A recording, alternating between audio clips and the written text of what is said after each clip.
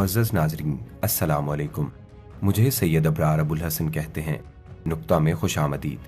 आज हम बात करेंगे तुर्क तारीख के मुतल्लिक। तारीख इब्न खुल्दून में इबारत है कि तुर्क दुनिया की सबसे बड़ी कौम है।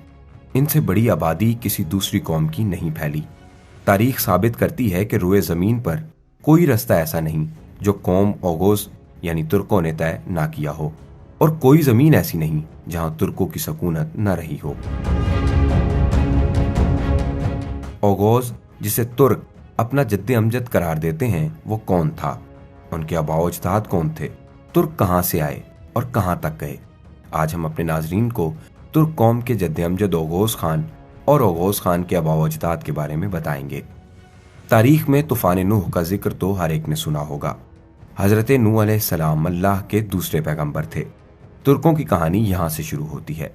जलीलुल कद्र पैगंबर हजरत नूह अलैहिस्सलाम को अल्लाह ताला ने 3 बेटों से नवाजा, हाम, साम, याफस। हजरत नूह अलैहिस्सलाम ने तीनों बेटों को ज़मीन के 3 मुख्तलिफ मकामात में आबाद होने के लिए रवाना किया। मुस्तनिद तारीख से साबित है कि अरब और ईरानी अक़वाम साम की औलाद में से हैं, जबकि हाम स्याह फाम अक़वाम का जद्दे आला था। जबकि याफस ने अपने वालिद गिरामी के हुक्म से मशरिक़ की जानिब सफ़र किया और एक जगह आबाद हुआ। उसने 250 साल उम्र पाई। उनके 8 बेटे थे, तुर्क, हज़र, चीन, सकलाब, रूस, मंग, कुमारी और तारुख। याफस बिन नूह का इंतकाल हुआ तो उसका बड़ा बेटा तुर्क सरदार बना। दुनिया भर के तुर्क और मुगल अक़वाम इसकी नस्ल से ही पैदा हुई। हज़रत नूह अलैहिस्सलाम के इस पोते तुर्क ने रुए ज़मीन के अक्सर ममालिक का सफ़र किया और वस्ती एशिया, जिसके इलाके में क़याम का फैसला किया, वो जगह मौजूदा किर्गिस्तान कहलाती है। तुर्क के 4 बेटे थे, तोतक, चीगिल, बरिस्चार और अमलाक। बाप ने मरते वक्त तोतक को अपना जानशीन मुकर्रर किया। कहा जाता है दुनिया में सबसे पहले खुराक में नमक का इस्तेमाल तोतक ही ने किया था। तारीख़ कदीम के मुताबिक एक रोज तोतक शिकार पर निकला और एक हिरन शिकार करके उसका गोश्त भून कर खा रहा था। इसी वक्त गोश्त का एक टुकड़ा जमीन पर गिरा। उसने उठाकर मुंह में डाला तो बहुत खुश जायका और लजीज मालूम हुआ। पता चला कि वो जमीन नमकीली थी। इसके बाद से नमक खुराक का अहम जुज बन गया। तोतक के बाद एल्जा खान और उसके बाद दीप बाकवी सरदार बना। उसके बाद गो खान ने तुर्कों की सरबराही संभाल ली और मरते वक्त अन्नजा खान को जानशीन बनाया। अन्नजा खान के जमाने में तुर्कों की आबादी काफी बढ़ी और एक वसी व अरीज सरजमीन पर जिंदगी गुजारने लगे। अन्नजा खान के 2 बेटे थे, तातार और मुगल। वफात से कबल अन्नजा खान ने दोनों बेटों में मुमलिकत बराबर तकसीम कर दी।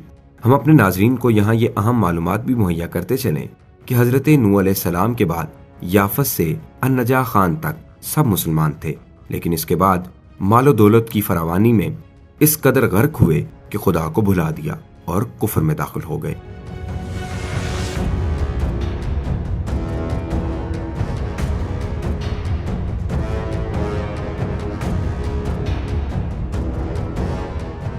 मुगल खान के 4 बेटे थे, करा खान, गोर खान, केर खान और खान। करा खान भाइयों में सबसे बड़ा था, इसलिए कबीले के कायदे के मुताबिक वालिद के इंतकाल के बाद वही हुक्मरान बना। करा खान का बेटा था ओगोस खान। ये वही ओगोस खान है जिसका बार बार जिक्र ड्रामा अर्तुगरुल, अलप अरसलान, उस्मान और दास्तान में किया जाता है। जिसकी मोहर जिसके हाथ लग जाती वही ताकतवर होता था। अर्तुगरुल गाजी में ओगोस खान की मोहर के हवाले तफसीलन बयान किया गया है। कहा जाता है कि ओगोस खान जब पैदा हुआ तो उन्होंने 3 शब रोज तक अपनी माँ का दूध नहीं पिया था। हर रात अपनी माँ के ख्वाब में आकर कहते थे कि अम्मा, खुदाए वाहिद पर ईमान ले आ, वरना मैं मर जाऊंगा, लेकिन दूध नहीं पीऊंगा। बिलाखिर उस औरत से बच्चे का दर्द देखा न गया और वो मख्फी तौर पर ईमान ले आई। बाज़ मुर्रखीन तो यहाँ तक कहते हैं कि ओगोस खान दरअसल कुरान मजीद में मज़कूर ज़ुल्क़रनैन थे। ओगोस खान के जवान होने पर करा खान अपने भाई गोर खान की बेटी से इसकी शादी करवा दी। ओगोस ने पहली शब बीवी से कहा, तेरा और मेरा रब एक अल्लाह है जिसने पूरी कायनात की तख्लीक की। इसकी वाहदनीयत पर ईमान ले आ और इसके अहकाम पर अमल कर। बीवी ने इसकी बात कबूल करने से इनकार कर दिया। ओगोस ने उससे मुकम्मल कतई ताल्लुक कर लिया। करा खान को कुछ अरसे बाद मालूम हुआ ओगोस की अपनी पहली अहलिया से ताल्लुकात ठीक नहीं है। चुनांचे उसने दूसरे भाई कैर खान की बेटी से उसकी शादी करवा दी, लेकिन उसकी बीवी भी अल्लाह पर ईमान लाने को तैयार न हुई। ओगोस ने उससे भी मुकम्मल कतई ताल्लुक कर लिया। एक दिन ओगोस खान ने अपने चचा और खान की बेटी देखी। वो उसे पसंद आ गई। उसके पास जाकर अपने अकीदे से आगाह किया, उसे दीन हक की दावत दी। वो लड़की ईमान ले आई। ओगोस खान ने उसके साथ निकाह कर लिया।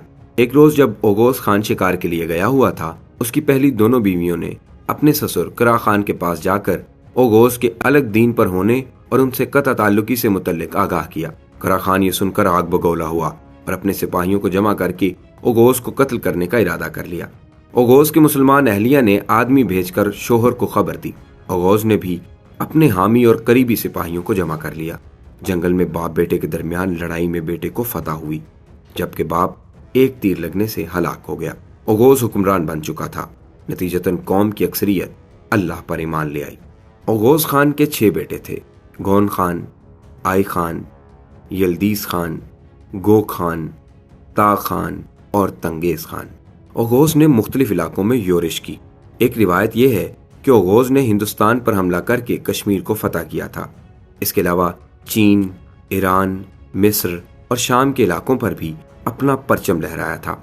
मशरिकी तुर्किस्तान, जिसे चीन में सिंकियांग का नाम दे रखा है, में बसने वाले लोग भी ओगोस खान की नस्ल में से हैं। आज के ममालिक तुर्कमानिस्तान, अफगानिस्तान, बर्रे सगीर पाको हिंद, ईरान, इराक, तुर्की, आज़रबाईजान और शाम के तुर्क कबाइल ओगोस खान की औलाद हैं। ओगोस खान ने अपने बेटों को 2 ग्रोहों में तकसीम किया।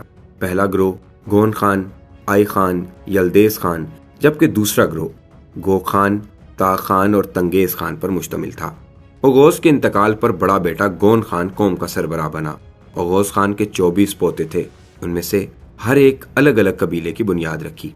उनमें से एक काई, दूसरा चावलदोर और तीसरा 2 दोरोगा भी था।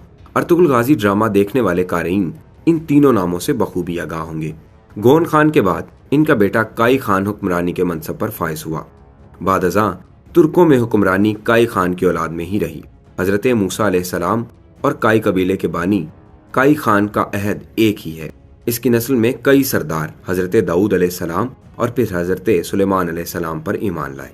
तुर्क कबाइल रसूल अकरम सल्लल्लाहु अलैहि वसल्लम से सदियों कबल भी एक खुदा पर ईमान रखते थे।